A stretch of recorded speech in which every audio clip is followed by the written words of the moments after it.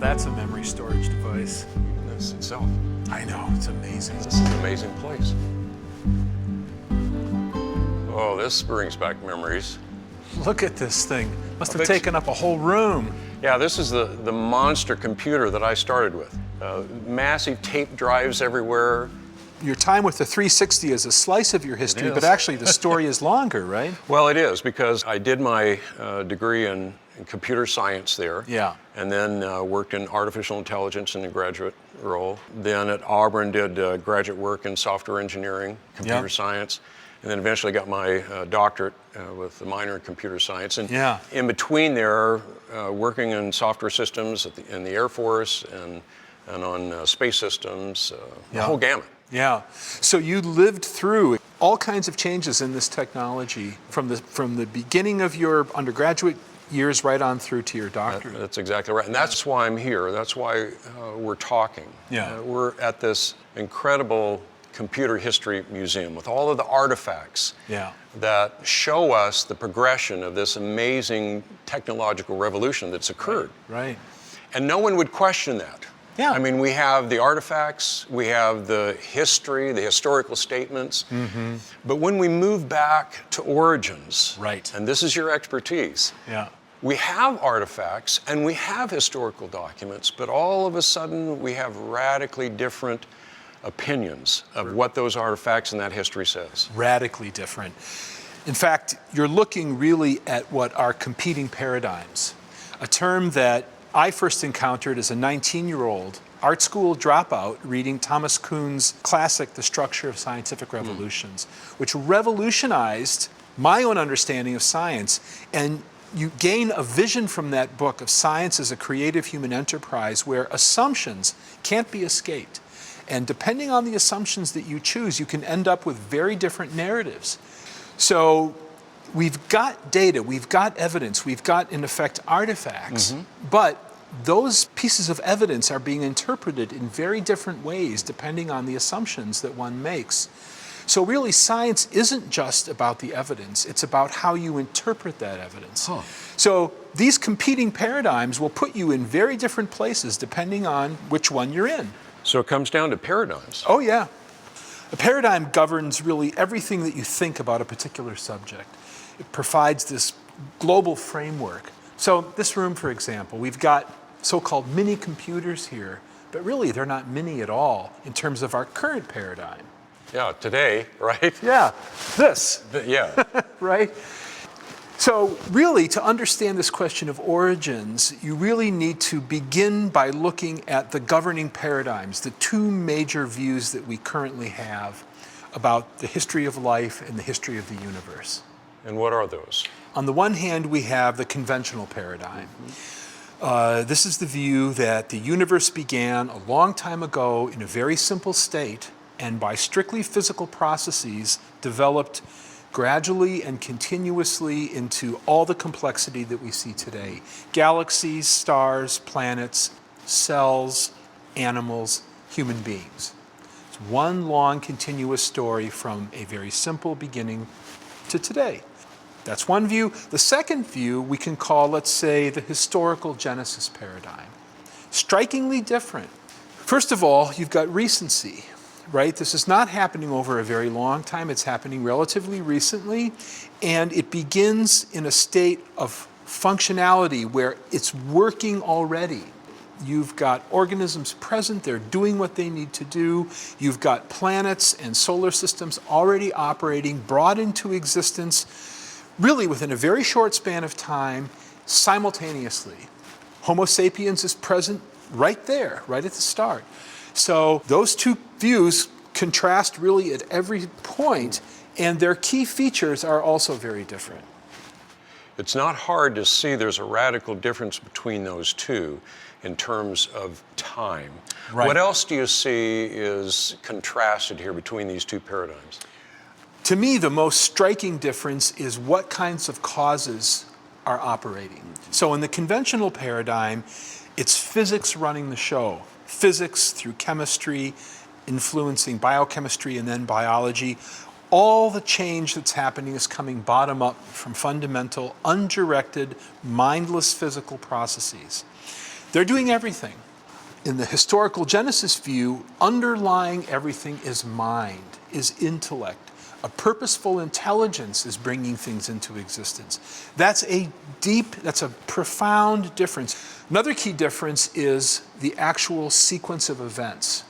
So in the conventional paradigm, you have a gradual process whereby things are constructed beginning on what came before. So ultimately, really, you start with, elementary particles, hydrogen and helium, the heavier elements, galaxies are formed, planets, and so forth, leading eventually to the first cell.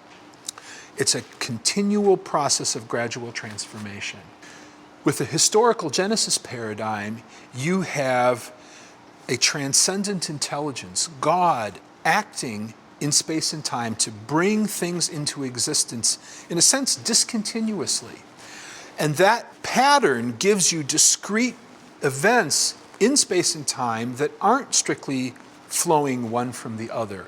So you have the creation, you have the fall, which is a catastrophic event that affects all of the creation in a radical way. So again, you see a striking difference in the narrative that one would tell depending on your starting point. And lastly, and maybe this is the most important, what is the whole of reality? Is it strictly physical? Are we, meat machines that will decay into nothing upon our death, or is there a spiritual dimension to our existence that is eternal, that has eternal value? And really, that final point is the one I think that's most decisive, because it ends up affecting how we treat each other. And science is one thing, but our moral sense, our relationship with God, we can't have a relationship with God if we are strictly physical creatures. So finally, on that fourth point, you see the deepest difference between these two paradigms. Well, Paul, what we've described here are two paradigms that really have very little similarity. They are almost light years, if you want to use the phrase, light years apart. And it seems to me that the result of that is also radically different in terms of how I see myself. Exactly. Who am I? All of those philosophical questions. Right. Why am I here? What's the purpose of life? Is there any meaning in all of this? Right. And the paradigm that begins with natural processes and ends with natural processes, it's hard to find meaning. It's hard to find meaning. In fact, the very concept of a deeper meaning, a deeper purpose, has no purchase in that view. Because if you're ultimately particles in motion, when your particular bag of particles ceases to be in motion, it's over, right? That is not the view of historical Genesis, where you are created, yes, as a physical object, but there is more to you than just your particles. In fact, there's infinitely more. And so really, the difference ramifies out into every aspect of human life, which is why this question of origins is so important. It's not just a scientific matter. It's not just a scientific debate. But it seems to me that the evidence that we have here is available to both of these paradigms if you just look at the physical evidence. The physical evidence is a common body of data that both views draw on and interpret, but they're taking from that common body of evidence very different meanings. They're going in very different directions. It's a bit like having a crime scene where you've got two detectives and they've got the same patterns, right? One guy says it's this, the other says it's that. They're going in quite different directions away from the same body of data. And it seems that they're going in different directions because one paradigm is listening to a witness telling you the story of what happened. Yeah, I like that. Versus the other one who's just looking at the physical data. Right. Because isn't that what we have in the historical Genesis paradigm? We have a witness to those events. And that witness is telling us this is what happened, and we have to take that into consideration when we evaluate the data. Well, that brings me to an issue I know that you've heard often, and I want us to look at this for a second, because one of the strong accusations against those who hold to a historical Genesis paradigm is that it's not based upon science. But that can't be true. Doesn't this paradigm also look at the reality of the physical evidence? Oh, of course it does. The problem with that objection, which I'm familiar with, is it's smuggling into the word science an assumption. And when someone says, well, you're not looking at it scientifically, what they're presupposing or smuggling in is you're only allowed to use physical processes. But you couldn't live a single day thinking that way. Every time you get a text on your phone, you know, someone leaves a note in your car door when they bump your car in a supermarket parking lot. Normal human life depends on our ability to detect the action of intelligence. And we don't collapse intelligence into strictly physics. So if a scientist tells me I'm not allowed to use intelligent design to understand or explain the world, I ask him, how do you get through your day? Right? Because you're doing it all the time, very reliably. Science in its deep sense, its original usage in Latin meant knowledge. We know that Stonehenge was constructed by an intelligence. That conclusion will be true when our current theories of physics are long gone. So these inferences to intelligence are very robust, they're strong, and they're fully rational. So I think that the objection that you mentioned is really misdirected, and it's question-begging. Yeah. Well, Paul, just as we're standing here in this computer history museum, no one would say that all of this amazing technology just simply arose as a result of physical processes. We wouldn't do that. Right. We know that an intelligent being, we saw the pictures of all of those amazing people who each added their own intelligence as a part of this process, and yet what we're dealing with is a paradigm that is not willing to accept that. It's a funny thing about the use of intelligence in explanation. It would be profoundly irrational to say that these devices self-assembled. In fact, no one would say that because it's simply not true. But when we come to things like the origin of life, the origin of the first cell, the origin of humankind, there, the agent in question, the intelligence in question, wouldn't be a member of our species, Homo sapiens. So suddenly the temperature in the room goes way up because the implications for saying the first cell was caused by a mind suddenly involve things that look a lot like theology. And it becomes a much more difficult question for people to evaluate objectively, which is why these questions of origins, as I said a moment ago, aren't really simply scientific questions. They spill over at every point into theology, into philosophy, into these deep questions of who am I, why am I here, where am I going? So I think in many cases for scientists, they function with a split personality. They would say, yeah, a mini computer had to have a designer. I ask, how about a eukaryotic cell? Vastly more sophisticated in its engineering, if you will, than any of the devices we've looked at. Now, that hypothesis of design that was rational for the mini computer suddenly becomes problematic, not because of the evidence, but because of what it entails, what it implies about the universe. It seems strange, of course, for those of us who hold to the Genesis paradigm, to see that people would point back to Babbage, or to Seymour Cray, to those people that we know have the intelligence behind all of this. But it seems like there's the barrier when all of a sudden that begins to be God. Yeah. You know, what's so funny to me is the same features in these systems, these computers that we say are diagnostic of an intelligent cause, such as integrated functionality, the role of information, and so forth. Those same features are present in a single bacterial cell, but at a much more sophisticated level. So I see a disconnect between evidence and inference, going from evidence to cause, that really can't be explained as a question of science. What's happening is at some point along that pathway, there's a bypass or there's an off-ramp, and the rational chain that should lead you to a designer takes you off in a different direction. It seems that one paradigm is drawing on a history that was given to us. Yes.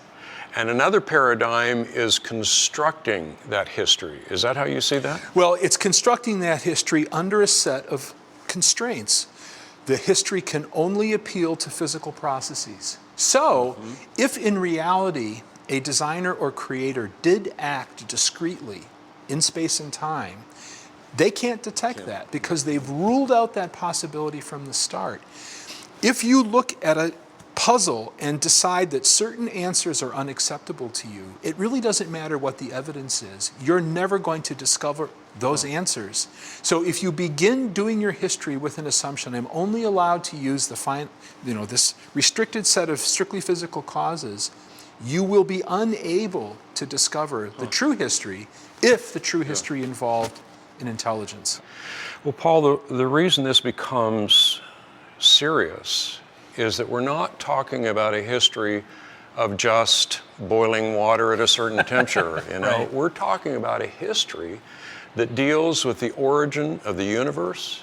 It deals with the origin of life, the origin of humanity, the origin of sin and why there's evil in the world, the origin of the geological formations that we have around us, the origin of language. I mean, this is history that is not minor. This is dealing with major, major elements of humanity and where we are. Yeah, you're talking about the origin of literally everything.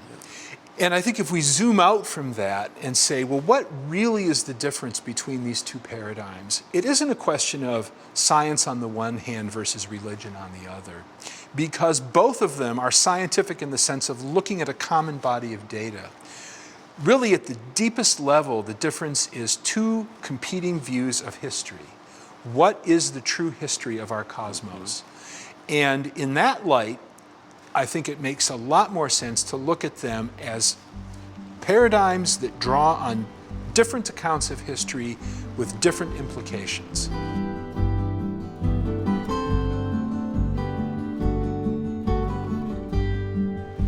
Oh, this is incredible. These are software languages, programming languages. Starting with Fortran, but it shows, I guess all the lines are showing the commonality to some extent. I know Fortran, I've learned a lot of these languages. This line here from Pascal to Ada, I know both of those. Ada is the language we use to develop that large command and control system in Cheyenne Mountain. Wow. You know what's interesting when you look at this diagram? It superficially appears to be an evolutionary tree. But in fact, what this represents is an enormous, incalculable amount of creative activity by human intelligence. Each of these languages required at least one author, often more than one, right? And all along this pattern, you see human creativity bringing these things into existence. That's exactly right. In fact, if you look at this and you think in terms of evolution, you might think that Pascal, for example, kind of evolved into Ada. Well, I don't deny that there are some similarities there, but I can tell you there was a whole team of people that were working on the development of Ada. Right. It wasn't a matter of taking Pascal and somehow squeezing it and putting it under pressure and popped out Ada. There was a lot of work that went into that. Language, if you think about it, can give you goosebumps because it's a symbolic representation of reality. You know, going from the physical world and the immaterial world. I mean, we have languages about mathematics, and mathematics is immaterial. Going from those worlds into our own consciousness in a way that we can recreate those realities and express them to other people in symbolic form. And, you know, one aspect of that is these computer languages. To me, all of it evincing design. We don't see language unless we have intelligence present. And we see language of a higher order present in living things. I'll tell you something funny about Fortran. A German team looked at the regularities in Fortran, that is, the ability to predict the next symbol in a string of symbols based on what came before. Fortran is less complex than the base sequence of the yeast third chromosome. So the DNA sequence in the yeast third chromosome is more irregular, packing in more information than Fortran. fact, the yeast third chromosome, the sequence of symbols is almost perfectly random, except that randomness gives rise to functional proteins. So in a comparison, what you would have to say, if you're consistent, is DNA represents a language of an extremely high order. I think DNA is, as an information storage medium, has what we've developed beat hands down. So you can pack the 3 billion plus base pairs of DNA in the human genome, wrapping them up as we find them in real cells into something that's so small you need a microscope to see it. Yet there is an enormous amount of information in that tiny space. That's information storage. Yeah. I've heard that DNA information and all that's contained there would fill volumes and volumes of books in terms of the lines of code, maybe millions of lines of code. When we developed the system for Cheyenne Mountain, it was about a total of 40,000 lines. It took us a year with a very sharp crack team. And most of our work was done to try to make sure that there was no errors in it. Right. Because an error in software you develop is disastrous. Yeah. But here we're talking about the information in a cell that is so good and so refined that it does amazing things. It does amazing things. And the fascinating thing about all cells that we know is that they too have error correction mechanisms. They want to maintain high fidelity transfer of information. So there's error checking there as well. The same rules of information transfer, namely minimize noise, maintain your signal fidelity, present in these codes, present in living things. Isn't that awesome? Yeah.